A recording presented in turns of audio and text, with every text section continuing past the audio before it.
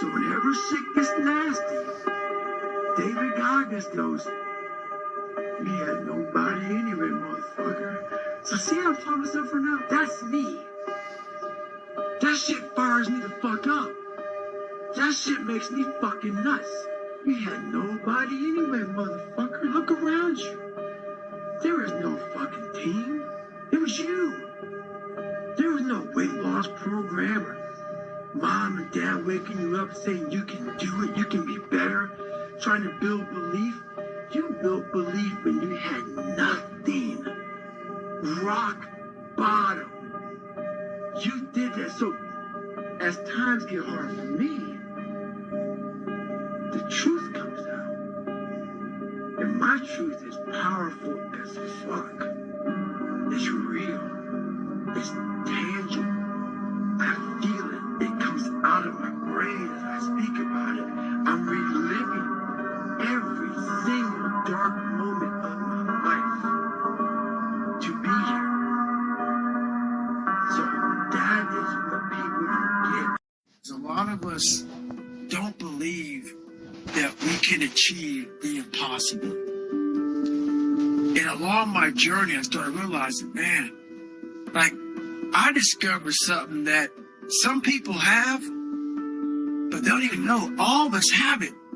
But along this way, I wasn't, like I said, I wasn't a theorist. I became a practitioner. And I was like, my God, I'm busting down so many barriers of, like, I have a learning disability. Okay. But I'm catching up with everybody. I figured that out. I figured out all these negative things in my life that were keeping me in this hole. I'm like, I gotta tell people, man, that hang on a second, man. You can achieve the absolute impossible. You don't need great parents. You don't need like a private school. You don't need to have this humongous GPA and all this other shit. What you need is the one thing I talk about in my book, which is straight up brutal work ethic. You have to be willing to outwork everybody in the world. And that's the hard part. That's the hard part. This isn't like some 5-step process where you can do these 5 steps. You're going to end up with this magical world. No. I'm basically teaching you how to callous over your victim's mentality. I'm teaching you how to, like I did 67,000 pull-ups in training for the pull-up record. I was seriously calloused in my hands to protect them. What I'm trying to do with people is teach them how to find more of themselves to where they empower themselves. I'm all about the underdog. So that's what the book's all about, man. It's all about having that step process, and I had to share this with people. Almost nothing in life is constant. Conditions and circumstances are perpetually in flux like the winds and the tide, which is why my mind is never fixed. I tack and adjust, forever searching for my new 100%. Age, health, and the responsibilities we carry can be limiting. That doesn't mean we should give in to those limitations or use them as excuses to let ourselves or our dreams go. But we can acknowledge them as long as we are committed to finding out what we can still do given those limits, whether they be temporary or indefinite, and maximizing that.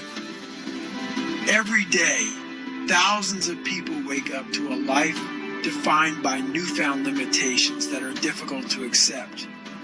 Maybe they've been diagnosed with a terminal disease or suffered a spinal injury. Could be they lost a limb or are suffering from PTS. More often, the shifting circumstances are not nearly so dire.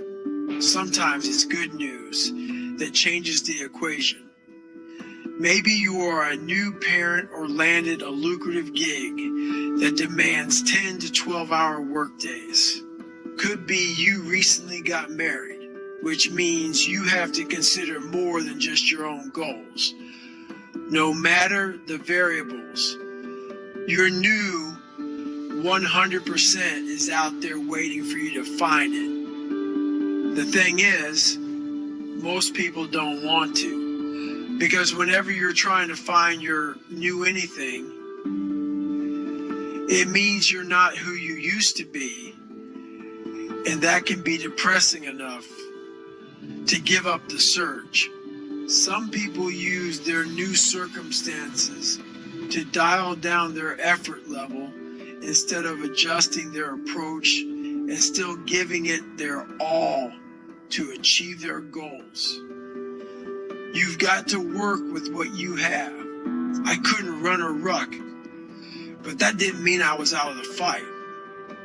No matter what you are dealing with, your goal should be to maximize the resources and capabilities you do have.